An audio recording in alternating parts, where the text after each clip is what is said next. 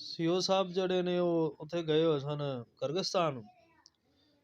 ਉਧਰੋਂ ਕੰਪਨੀ ਨੇ cash box ਦਾ option ਲਿਆਉਣ ਵਾਸਤੇ ਜਿਹੜਾ ਨਾ ਉਹ ਸੈਟਿੰਗ ਕਰਨ ਵਾਸਤੇ ਉਹਨਾਂ ਨੇ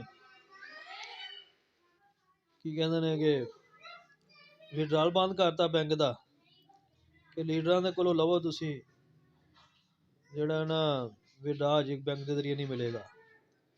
ਉਹ ਭਾਜੀ ਇਹਨਾਂ ਨੂੰ ਮੌਕਾ ਮਿਲ ਗਿਆ, ਇਹਨੇ ਜਿਹੜਾ ਹੈ ਨਾ ਉੱਤੇ ਖਬਰ ਲਵਾਤੀ कि जनाब B4U फ्रॉड कर गई है, लोगों को पैसे नहीं दे रही। फिर दूसरे दिन खबर लवाती कि जनाब अली ये B4U रिश्वत दे रही है। वो फिर जो CEO थे साहब गए हुए सी ना किर्गिस्तान, तो उतो वापस आए तो उन्होंने पता चलिया, तो उन्होंने फिर जनाब ना लीगल नोटिस जिहड़ा ना भेज दिता समा न्यूज़ नूं। की समझिया कि भी साडे खिलाफ झूठा प्रोपगंडा क्यों कर रहे हो, ठीक है ना। ਉਹ ਹੁਣ ਭਾਈ ਜਿਹੜਾ ਨਾ ਹੁਣ ਉਹ ਜ਼ਿੱਦ 'ਚ ਆ ਕੇ ਨਾ ਜ਼ਾਤੀਆਤ ਜਿਹੜੀਆਂ ਨਹੀਂ ਯਾਨੀ ਜ਼ਾਤੀਆਤ ਦੇ ਉੱਤੇ ਹਮਲੇ ਕਰਦਾ ਹੈ।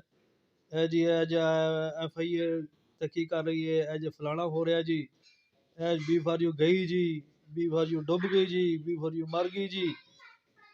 ਯਾਨੀ ਇਸ ਤਰੀਕੇ ਦੇ ਨਾਲ ਜਿਹੜਾ ਨਾ ਬੰਦਾ ਬਾਰ-ਬਾਰ ਬਿਆਨ ਦੇਈ ਜਾ ਰਿਹਾ। ਬਹਰਹਾਲ ਲੀਗਲ ਟੀਮ ਜਿਹੜੀ ਹੈ ਨਾ ਉਹ ਵਕੀਲਾਂ ਦੀ ਟੀਮ ਹੈ ਨਾ B4U ਦੀ ਆਪਣੀ ਵੀ, ਉਹ ਚੜੀ ਹੋਈ ਉਹਨਾਂ ਦੇ ਮਗਰ, ਠੀਕ ਹੈ ਨਾ। ਅੱਲਾ ਖੈਰ ਕਰੇਗਾ। ਇਸ ਮਹੀਨੇ ਬੈਂਕ ਦਾ ਐਸੇ ਹਫਤੇ ਜਿਹੜਾ ਨਾ ਦੇ ਵਿੱਚ ਬੈਂਕ ਦਾ ਵਿਡਰਾ ਵੀ ਖੁੱਲ ਰਿਹਾ। ਉਹ ਇਹ ਕਿ ਚਲੋ ਵੀ ਕੰਪਨੀ ਨੇ ਬੈਂਕਾਂ ਤੋਂ ਲੋਡ ਘੱਟ ਕਰਨ ਵਾਸਤੇ $710 ਤੋਂ ਰੱਖੀ ਸ਼ਰਤ ਕਿ ਵੀ $710 ਤੋਂ ਘੱਟ ਤੁਸੀਂ ਬੈਂਕਾਂ ਦਾ ਵਿਡਰਾ ਨਹੀਂ ਕਰ ਸਕਦੇ, ਨਾ ਡਿਪੋਜ਼ਿਟ ਕਰ ਸਕਦੇ। ਕਿ ਚਲੋ ਇੱਕ ਜਗ੍ਹਾ ਤੇ ਜਮ੍ਹਾਂ ਕਰ ਲੈਣ, ਫਿਰ ਇੱਕੋ ਵਾਰੀ ਉਹ ਬੈਂਕਾਂ ਵਾਲੇ ਵੀ ਤੰਗ ਹੁੰਦੇ ਸਨ, 5-5 10-10 ਹਜ਼ਾਰ ਵਾਲੇ 20-20 ਹਜ਼ਾਰ ਵਾਲੇ ਰਸ਼ ਲੱਗ ਜਾਂਦਾ ਸੀ। ਉਹ ਇਸ ਵਾਸਤੇ ਜਿਹੜਾ ਨਾ ਕੰਪਨੀ ਨੇ ਕਿਹਾ ਕਿ ਵੀ ਇੱਕ ਵਾਰੀ ਕੈਸ਼ ਬੁੱਕ ਸਾਰੇ ਇੱਕ ਵਾਰੀ ਇਕੱਠੇ ਕਰ ਲਓ, ਤੇ ਫਿਰ ਉਹਦੇ ਤੋਂ ਬਾਅਦ ਤੁਸੀਂ ਜਿਹੜਾ ਨਾ $710 ਤੁਹਾਡਾ ਲੀਡਰ ਤੁਹਾਨੂੰ ਕਢਾ ਕੇ ਦੇ ਦੇਵੇ। ਇਹਦੇ 'ਚ ਵੀ ਕਿਹੜਾ ਕੋਈ ਮਸਲਾ ਨਹੀਂ ਹੈਗਾ, ਠੀਕ ਹੈ ਨਾ। ਤੇ ਇਹਦੇ ਪਰੇਸ਼ਾਨੀ ਵਾਲੀ ਗੱਲ ਕੋਈ ਨਹੀਂ। ਜਿਹੜੀ ਕੰਪਨੀ ਜਿਹਦੇ ਮੈਂ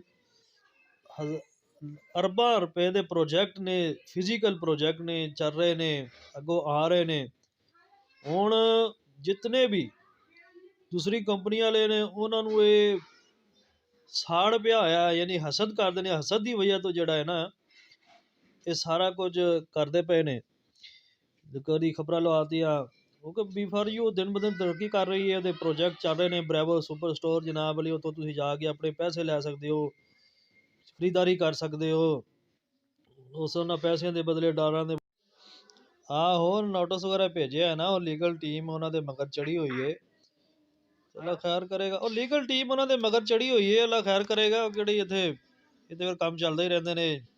ਹਾਸਦੀਨ ਜਿਹੜੇ ਨੇ ਉਹ ਆਪਣੇ ਹਥਕੰਡੇ ਇਸਤੇਮਾਲ ਕਰਦੇ ਰਹਿੰਦੇ ਨੇ, ਲੇਕਿਨ ਉਹਦੀ ਨੀਅਤ ਸਾਫ਼ ਹੈ। ਸਾਨੂੰ ਪਤਾ B4U ਦੇ ਮੈਂਬਰਾਂ ਨੂੰ ਕਿ ਬਈ ਸਾਡੇ ਪ੍ਰੋਜੈਕਟ ਚੱਲ ਰਹੇ ਨੇ, ਜਿਹੜੇ ਫਿਜ਼ੀਕਲ ਪ੍ਰੋਜੈਕਟ ਹੈਗੇ ਨੇ, ਬਹੁਤ ਜ਼ਿਆਦਾ ਪ੍ਰੋਜੈਕਟ ਹੈਗੇ ਨੇ। ਇਸ ਵਾਸਤੇ ਸਾਨੂੰ ਤਾਂ ਪਰੇਸ਼ਾਨੀ ਕੋਈ ਨਹੀਂ ਹੈਗੀ। ਪਰੇਸ਼ਾਨੀ ਹੈਗੀ ਹੈ ਤੇ ਸਿਰਫ ਉਹਨਾਂ ਨੂੰ ਜਿਹੜੇ ਹਸਦ ਕਰਦੇ ਨੇ, ਦੂਸਰੇ B4U ਦੇ ਖਿਲਾਫ ਨੇ ਜਿਹੜੇ ਲੋਕ, ਠੀਕ ਹੈ ਨਾ। ਹੁਣ ਉਹਨਾਂ ਨੂੰ ਪਤਾ ਵੀ ਉਹਨਾਂ ਦੀ ਦੁਕਾਨਦਾਰੀ ਜਿਹੜੀ ਉਹ ਚੱਲਦੀ ਨਹੀਂ ਪਈ। ਇਹ ਕਰੋੜਾਂ ਦੀਆਂ ਗੱਡੀਆਂ ਦੇ ਰਹੇ ਨੇ ਤੇ ਕੀ ਕਰ ਰਹੇ ਨੇ। ਹੁਣ BMW ਜਨਾਬ ਵਾਲੀ ਪਤਾ ਨਹੀਂ ਕਿੰਨੇ ਲੋਕਾਂ ਨੂੰ ਦੇਣੀ ਹੈ, ਆਪਣੀ 에ਅਰਲਾਈਨ ਚਲਾਉਣ ਦਾ ਐਲਾਨ ਕੀਤਾ ਹੈ। ਉਹਨਾਂ ਨੂੰ ਪਤਾ ਵੀ ਸਾਡੀ ਦੁਕਾਨਦਾਰੀ ਜਿਹੜੀ ਉਹ ਖ਼ਤਮ ਹੋ ਜਾਣੀ ਹੈ, ਤੇ B4U ਜਿਹੜੀ ਦਿਨ ਬ ਦਿਨ ਤਰੱਕੀ ਕਰਦੀ ਜਾ ਰਹੀ ਹੈ। ਲੱਖਾਂ ਲੋਕਾਂ ਦੀ ਰੋਜ਼ੀ ਲੱਗੀ ਹੈ B4U ਦੇ ਨਾਲ। ਅਸੀਂ ਤਾਂ ਬਈ ਸਾਰੇ ਮੁਤਮਿਨ ਹੈਗੇ ਹਾਂ B4U ਤੋਂ। ਹੁਣ ਇਹ ਹਰਾਮੀ ਜਿਹੜੇ ਲੋਕ ਹੈਗੇ ਨੇ ਸਾਰੇ ਇਸ ਤਰੀਕੇ ਦੇ ਜਿਹੜੇ ਨਾ ਹੱਥ ਕੰਡੇ ਇਸਤੇਮਾਲ ਕਰਦੇ ਨੇ।